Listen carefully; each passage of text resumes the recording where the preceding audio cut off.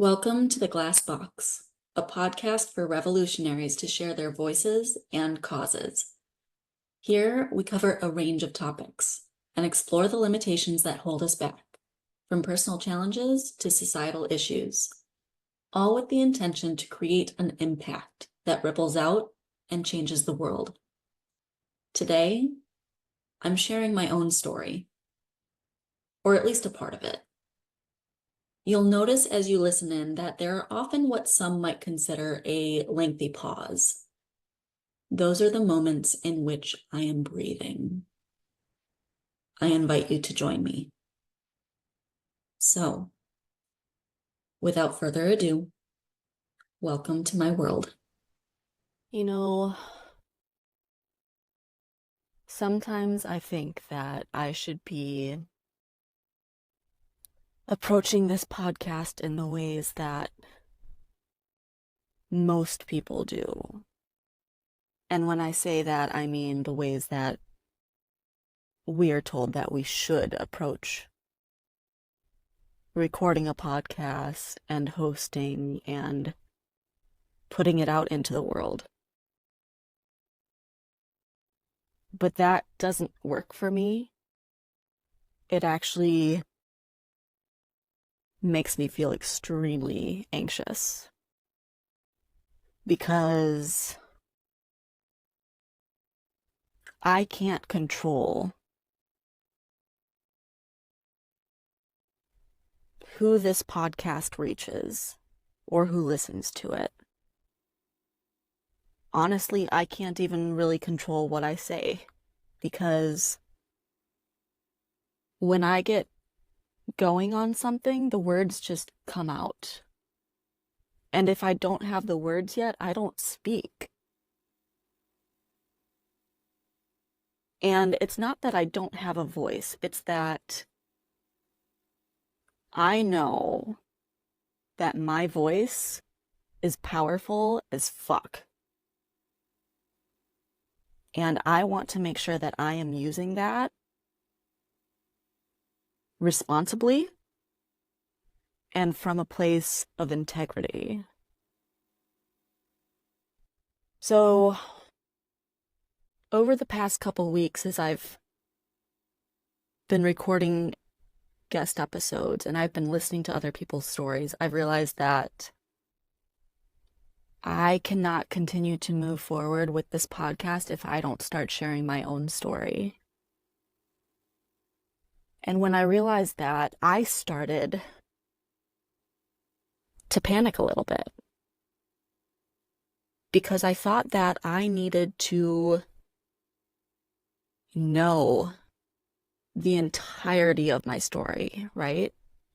I needed to know exactly what happened to me in the past, what that means in the present moment, and where that's leading me in the future. And I needed to be able to present it in a way for other people to understand, and understand in the way that I want them to understand. But that's not how it works, right? Because I am constantly rediscovering different aspects of myself and my story. And the things that happened to me or for me, however you want to look at that, in the past, are going to impact me differently in the present moment depending on what is going on around me. I thought that when I shared my story about reclaiming my body and my power, that it would be clear cut, right? And honestly, there's so many things that I could talk about with this. I could talk about the journey I have had with disordered eating through childhood, teenage years, into adulthood, until very recently. Like, I feel like I'm at a point now where I have overcome that. And hopefully that's true. But you never know. There might be a time in the future where I lose myself again and I start spiraling into that. I could also talk about my body in relation to being intimate with other people and how relationships that I now know were abusive seriously impacted how I viewed my physical body and my self-worth, and whether or not I was something that could be pleasurable for other people. I could talk about being molested as a child multiple times by multiple people. I could talk about so many things. And all of them are valid. All of them are things that other people have experienced and resonate with. But I don't want to focus on my trauma because that gives the trauma power. And I am reclaiming my power. So let's talk a little bit about the shift for me. I made a post a while back on Instagram, something that I titled The Whale. And I've been reflecting on that a lot over the course of the past couple days, but especially the past 24 hours. When I was 28, I thought that I had it all. I had the body to the point where I was considering entering a bodybuilding competition. I had the career working in new home sales as a sales coach. I had the income making 6 figures.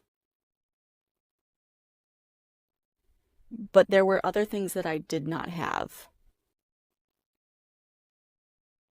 I didn't have myself. I had lost myself along the way trying to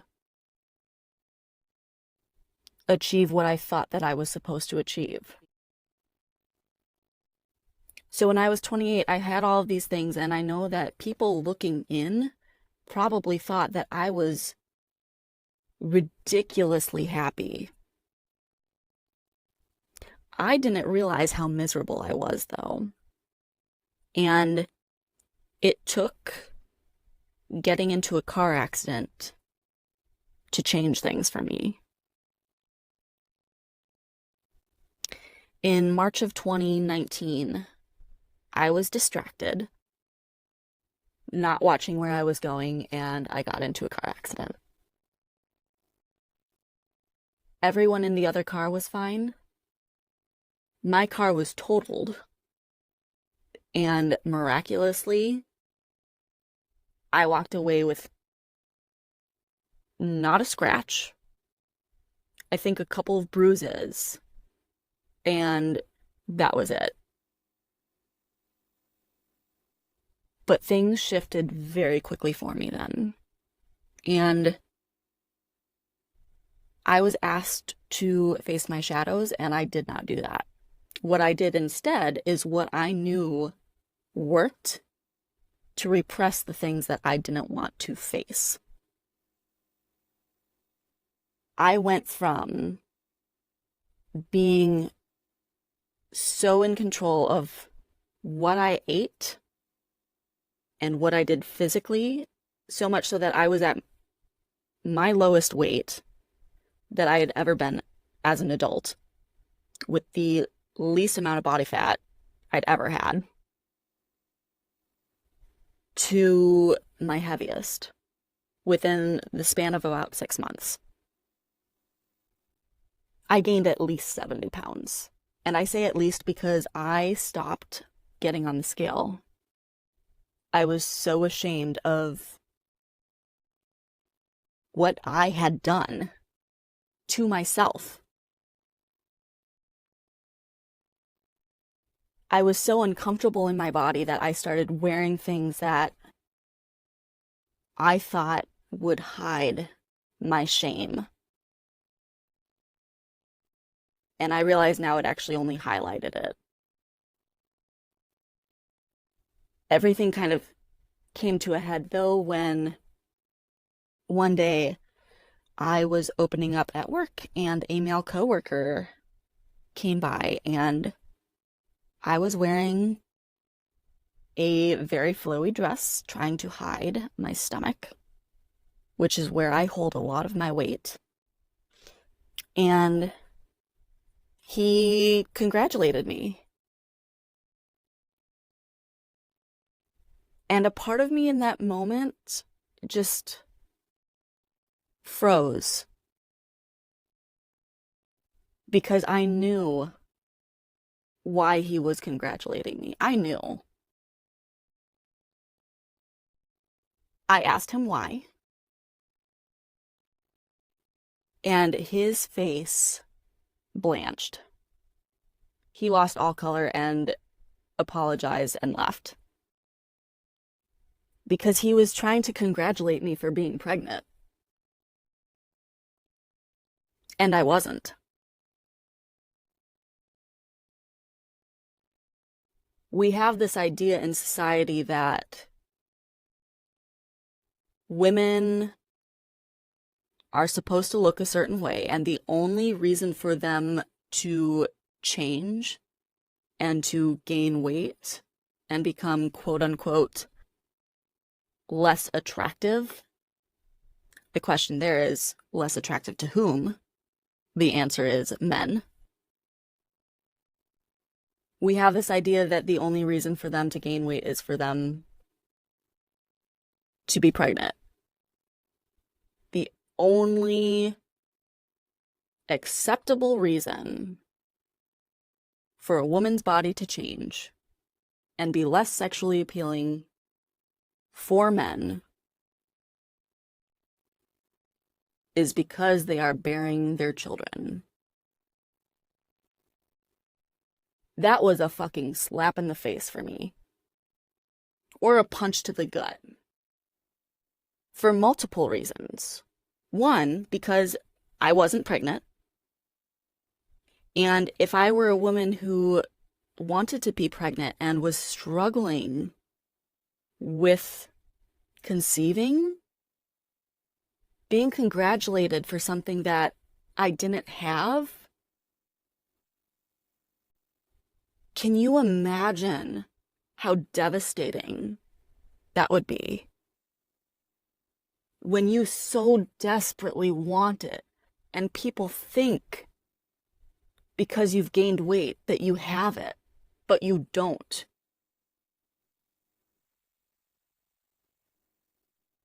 Now also consider the fact that I do not want children.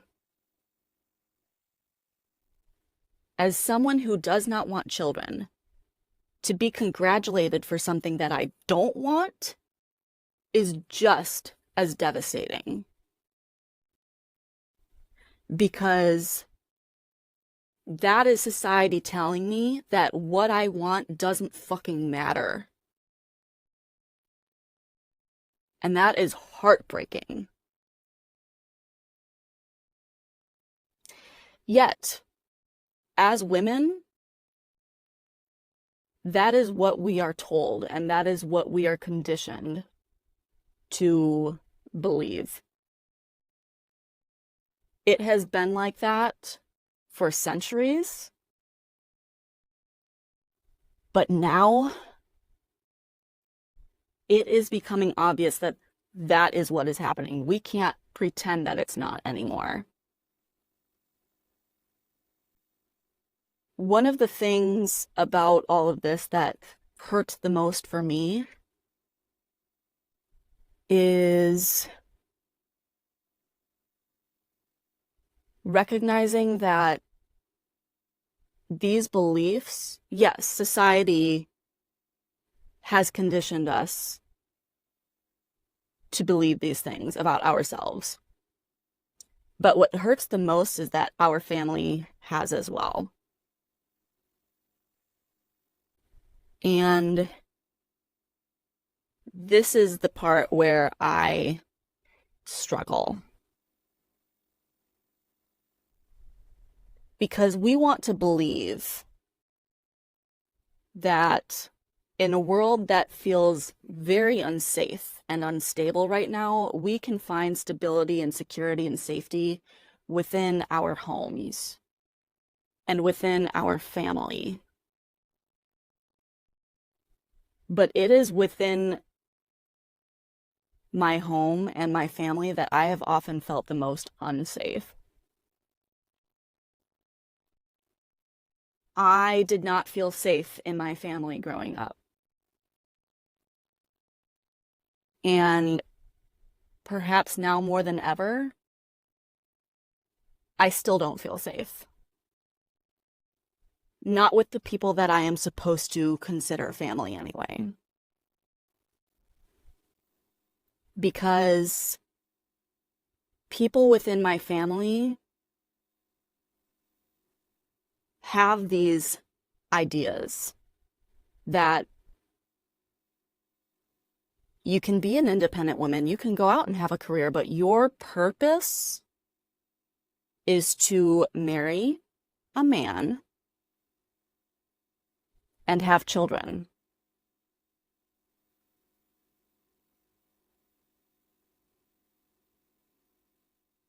Whenever I go home to visit, and when I say home, it's not actually home for me,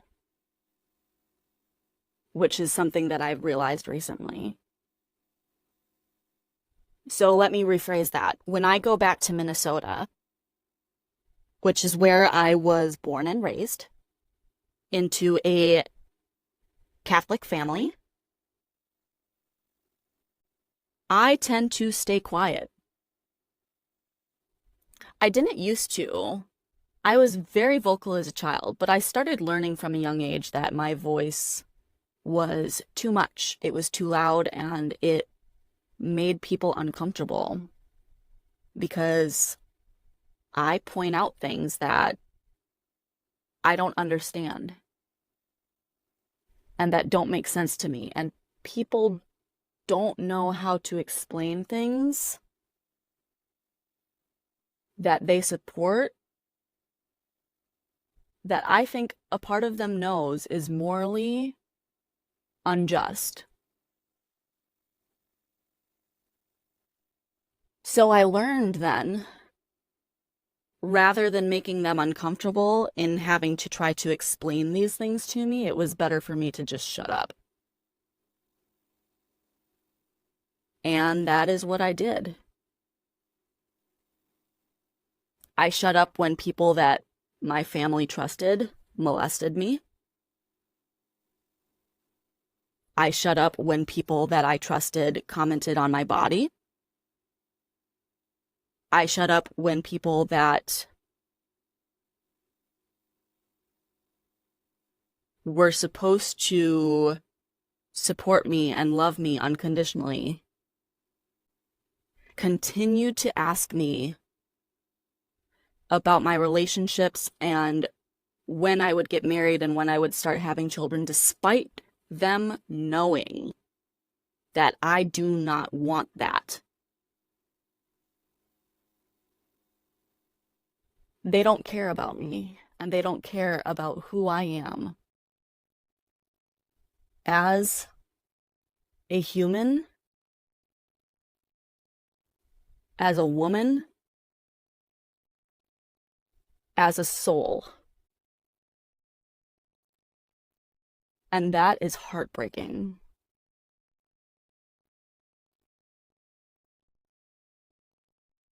I think a lot of us are in this state right now where we feel like we can't stoop to this lower frequency level, right? And there are people in our lives that we do care for and we love, but we cannot do the work for them. And as much as we want to envelop them in our embrace and lift them up, that is not our job. That is not our responsibility. That is something that they need to do for themselves. And when I thought about this episode,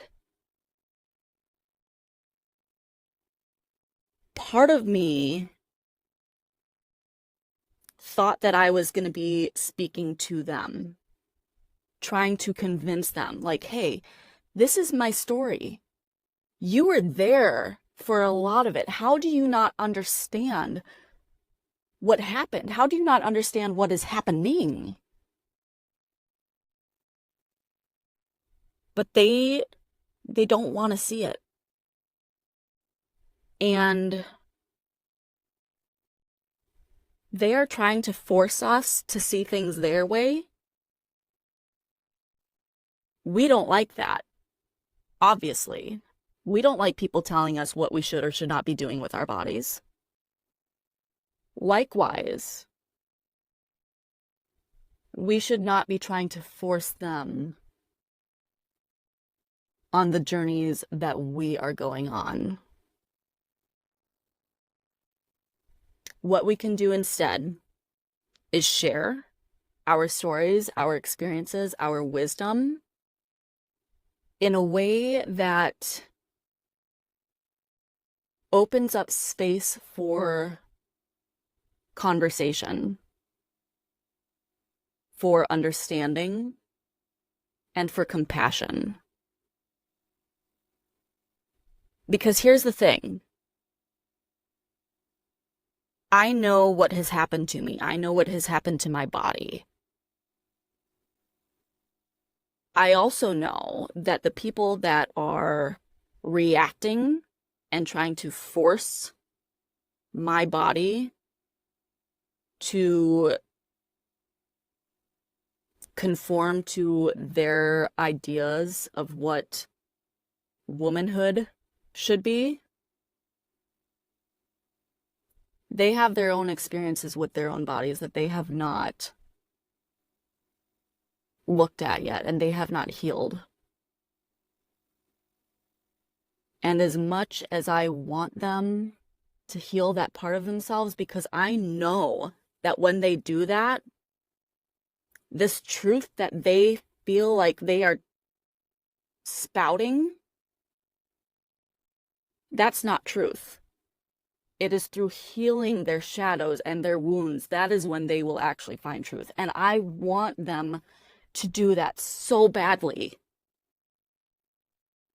Because when they don't, they hurt other people and they hurt me. And it is so difficult not to take that personally. But we can't. Instead, we need to focus on healing ourselves, healing our bodies, and being grounded in our bodies so that as things continue moving, because trust me, if you feel like things are chaotic right now, it's only going to get more chaotic before things eventually stabilize. You may not have felt safe in your body before. You may not have felt safe in your home before. You may not have been safe with your family before, but here's the thing. Your home is your body. That is your home. That is your foundation. When I realized that, that is when everything shifted for me. When I started eating in ways that made me feel good and gave me energy, I started to feel grounded in myself. When I started working out in ways that were fun for me and not chasing after this ideal body that I thought that I was supposed to have to make other people feel attracted to me or want to be around me or anything like that. When I started focusing in on what made me feel strong, and then I started seeing the actual physical changes, which I think are sexy as fuck, that is when I started to reclaim my power. And that is where I'm at now. Someone asked me recently how I got to the point that I am and how I am embracing being a wild woman. And there's no one answer for that. It is the culmination of so many things. It is just me feeling grounded and stable in myself, in my body, and in my truth. I know what happened to me. I know the impact that all of these things have had on me and my perception of who I am and my body. And by saying fuck that and just doing the things that make me feel good, whether that is dancing around and playing the air drums when I'm at the gym, which I do pretty much every fucking day. Like, people have come up and talked to me about that and asked me what I'm listening to, and it starts a conversation with people that I would not normally think I would speak to. Because guess what? They don't always support the things that I support. But there are things that we have in common. And that is the bridge that we need to nurture.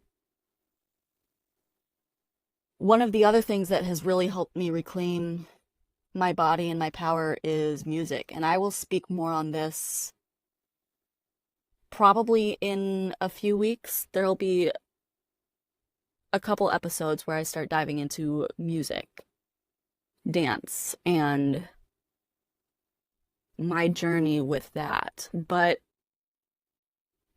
really embracing my love of music and dancing and drumming has helped me come back into myself and my body in ways that I did not think I was capable of. The other thing, which is physical, and that I'm really embracing as a wild woman, is my hair. Which I honestly felt weird saying, because I'm a white woman, right? And there's this perception sometimes that white women don't have issues with their hair. And we don't have the experience with hair that women of color have. And I will never be able to truly understand the journey that women of color have experienced with that, but I can empathize with it. When I was a kid, my hair was wild. and untamable and very much like my niece's hair.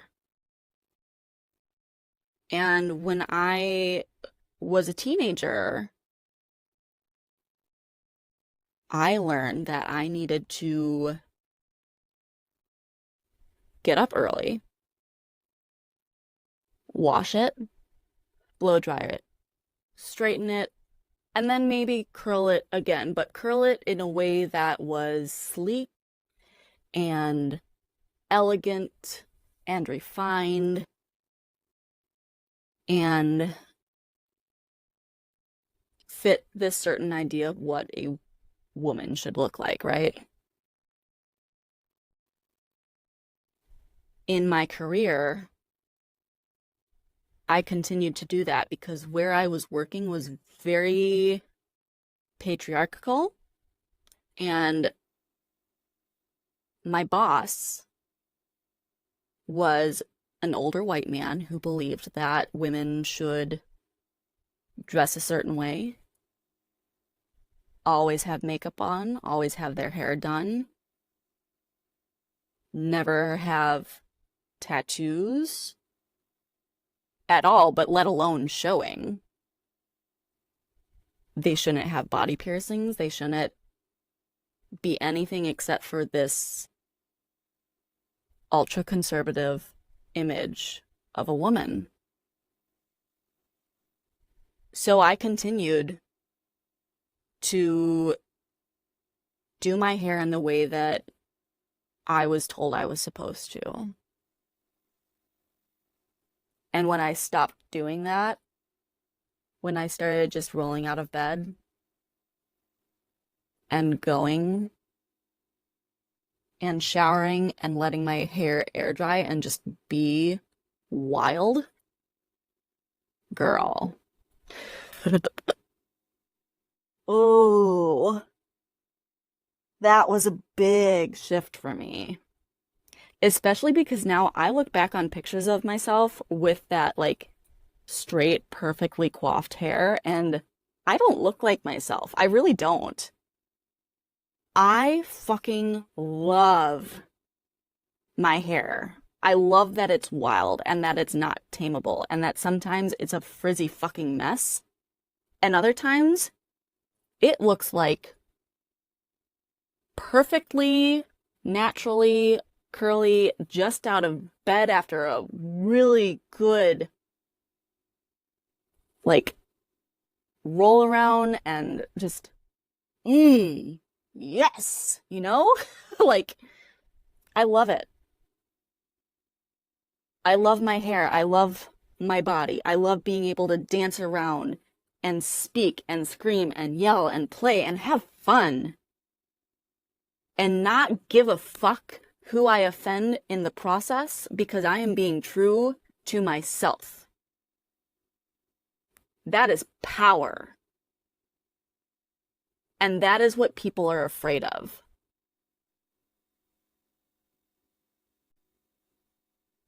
It's not easy to stop caring what other people think.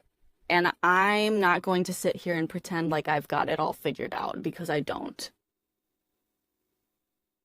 There are things today that I want to talk about with regards to my body and my journey with reclaiming it and reclaiming my power. And I'm not ready to speak on that yet because I am still struggling to reorganize all of these things that I've been told that I should be and that I have been raised to be. But that is not who I am. When you start to reclaim your body and you start to reclaim your power, you're going to lose parts of yourself. And you are going to lose people. That is the difficult part of this process. When I thought that I was going to be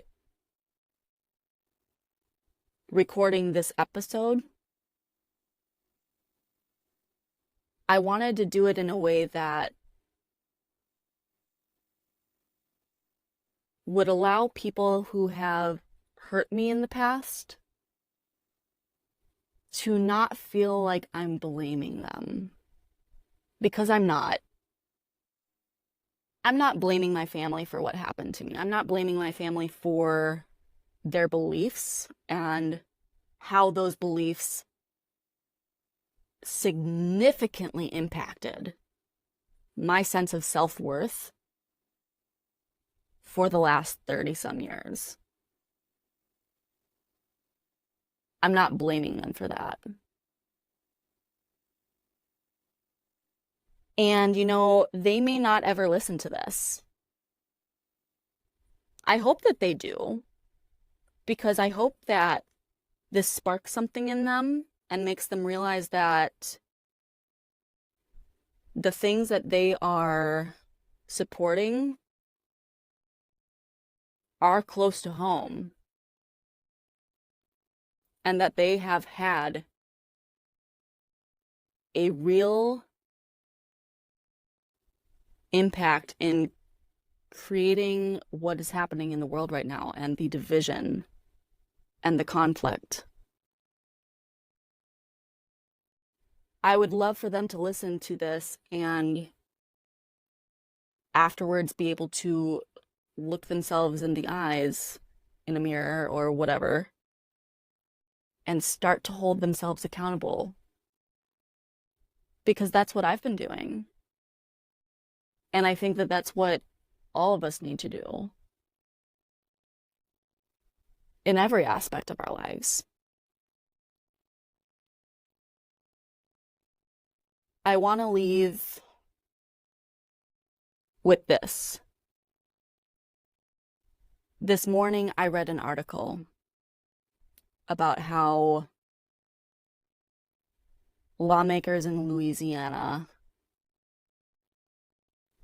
passed restrictions that would prevent 8-year-old children who were raped and impregnated from getting an abortion. And I want to leave with this because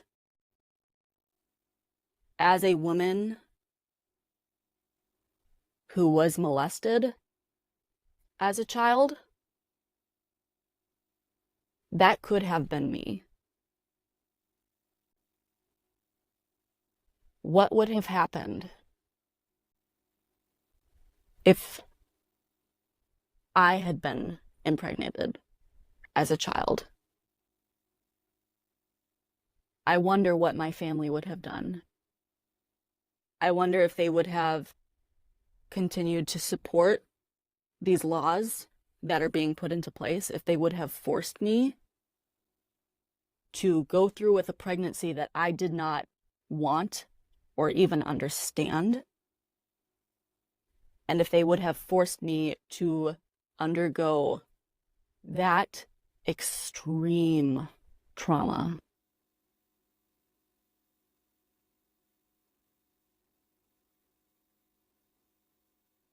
I wonder if they would have fought, if they would have woken up, because now it's not someone else's child, it's my child, or my niece, or my granddaughter.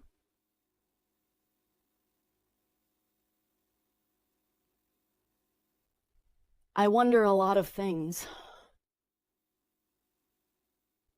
And a lot of that is, I wonder if the people that we were supposed to feel safe with, but we did not,